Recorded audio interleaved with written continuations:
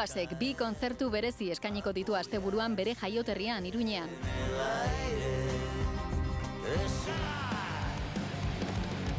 Barrikada, La venganza de la abuela edo Txarrena bezalako taldetan egindako ibilbideko abestiekin ospatuko du. Baita bakarkako proiektuetako lanekin ere.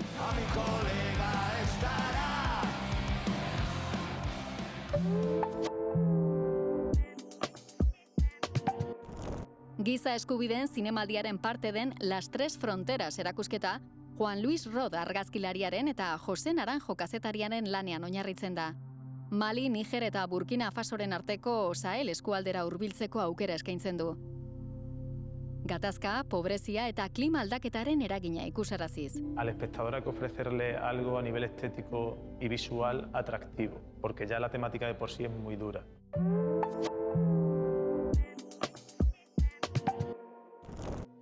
Tantxaka teatroak badakizu plastikozko loreak ez direla inoiz bizi izan, ezta? Antzezlana aurkeztuko du Gasteizen.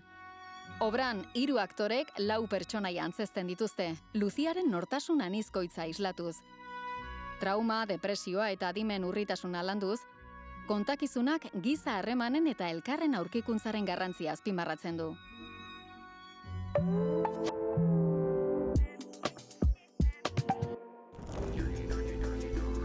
Aukeran dantza konpainia haurren mundura hurbiltzen da Amama obrarekin, 7 ipuin tradizional berrituz.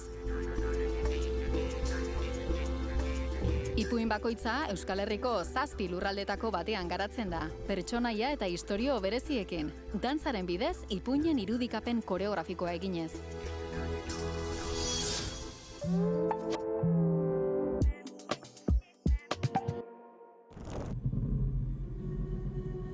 Gaur iritsi da Piztiak telesaila primeran plataformara.